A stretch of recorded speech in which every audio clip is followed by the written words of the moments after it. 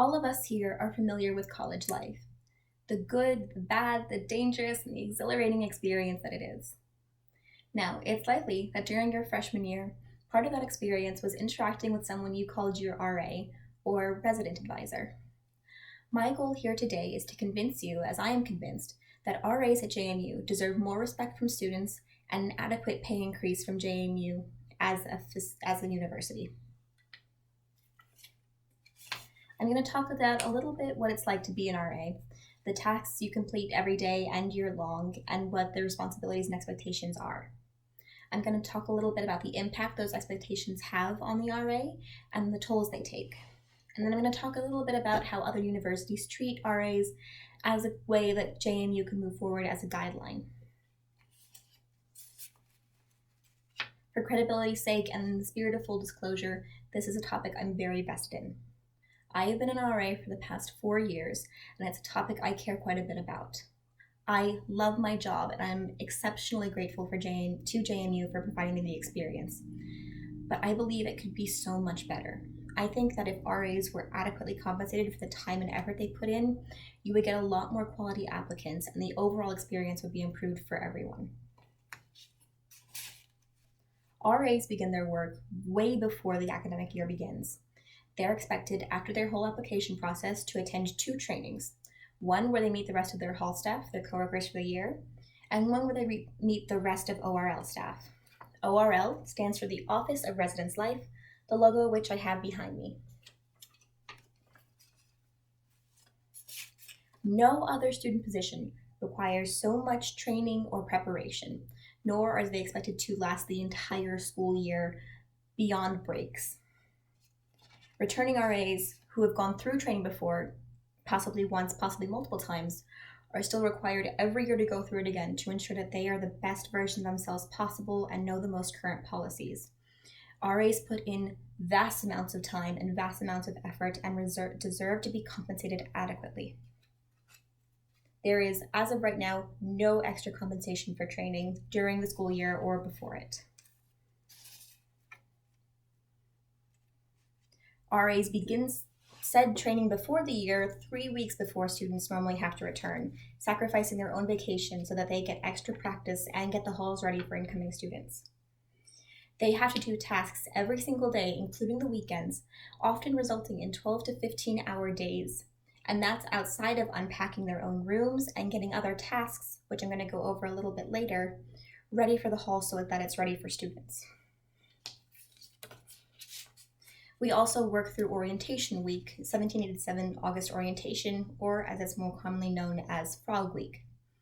RAs work with the frogs to help incoming students have the best experience possible, but the experience of RAs and frogs differs greatly in that RAs have to overcome preconceptions that frogs don't face. To quote an article by Shinice Porter and Leonard Newman titled, "A Brief Measure of Attitudes Toward Resident Advisors," ambivalent or even negative attitudes towards RAs could be derived from images in the media.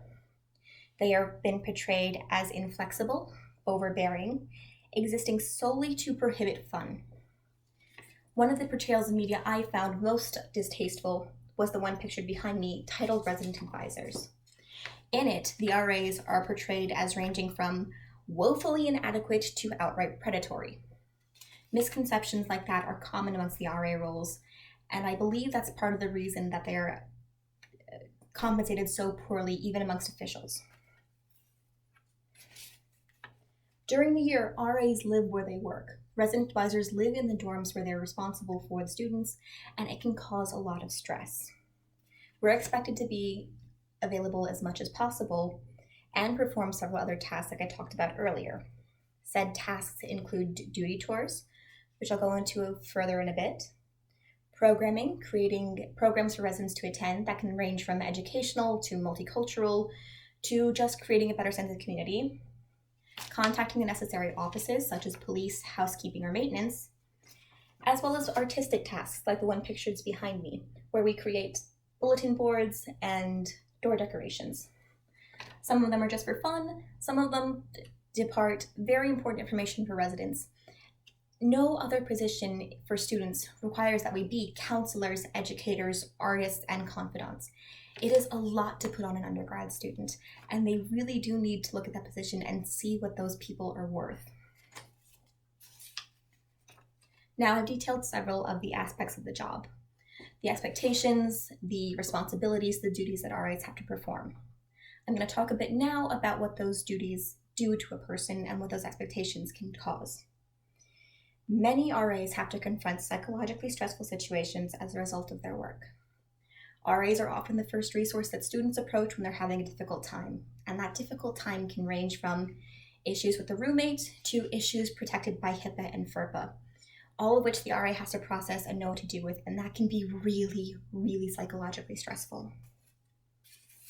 According to one article titled "Overloaded and Overlooked: Improving Resident and Advisors' Self-Care" by Whitney McLaughlin, in the 1970s, the RA position shifted from primarily disciplinarian role to a peer helper role, and increasing demands were added.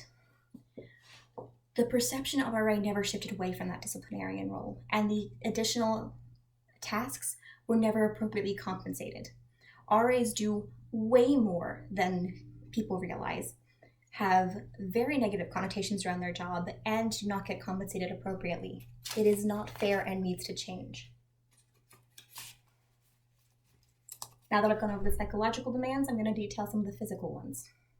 As I mentioned before, RAs go on duty tours. These duty tours last from 9 p.m. to 11 p.m. on weekdays and 9 p.m. to 2 a.m. on weekends. RAs frequently lose sleep because of these duty tours, because even though we say they end at 2 a.m., they often go much later, especially if we encounter a situation that requires us to call PD or maintenance or other offices.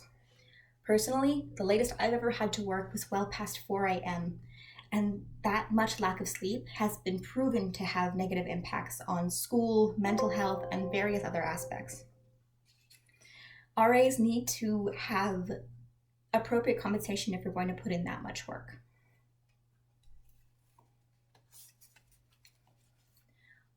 All of this work also impacts the RA's social life. Behind me is the RA conduct policy of JMU. As you can see in the highlighted portions, it impacts our social life in that we are not allowed to post certain things on social media in context that our residents might see it and think that behavior is all right, as well as the fact that even if you're of age, you are not allowed to return to your dorm drunk. And while that makes an amount of sense, that's your home. So an RA like me, who is of legal drinking age, cannot return to my own home drunk because the residents might have the wrong idea. It is difficult to live your own life when you're being an RA, and that needs to be reflected in the pay. Speaking of the pay, RAs make $487 a month. While that might not sound too bad, Aramark, the company that the school hires to operate the dining services, pays student workers $9.50 an hour, according to Brianna Anderson, a student manager working at Market 64. Adjusting for an 8-hour workday, that means RAs make $2 an hour. For doing all the tasks that I've outlined, we get paid less than a quarter of what a student worker at Aramark makes. RAs also don't get any sort of overtime, and we don't get to control our working hours. Like I said, we're expected to be available as often as possible, and that can lead to a very unpredictable and stressful schedule. Comparing JMU to other schools, like the ones I pictured behind me, William and Mary, on their website, wm.edu, says that they pay RAs a $3,000 stipend paid by semi-monthly, prorated room and board, and additional pay in the fall to help with move-in. JMU does not offer free room and board to RAs, like most people believe. We do get a discounted room, but we have to pay full price for our meal plans. UVA, the other school I have pictured here, offers both free room and board for all RAs.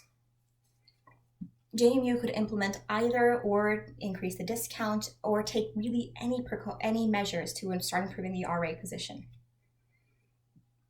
I've gone over what it's expected of RAs, the tolls those expectations take, and what other schools have done to treat their RAs like the hardworking individuals that they are. I have the image behind me of the official JMU position description for a resident advisor. If you look at the highlighted section, you can see that JMU is willing to talk the talk. It says the single most important member of the residence hall staff is the RA, but they do not treat us like that. It is time for JMU to walk the walk. JMU relies heavily on its RAs to create the best possible experience for freshmen. RAs need to be able to rely on JMU too.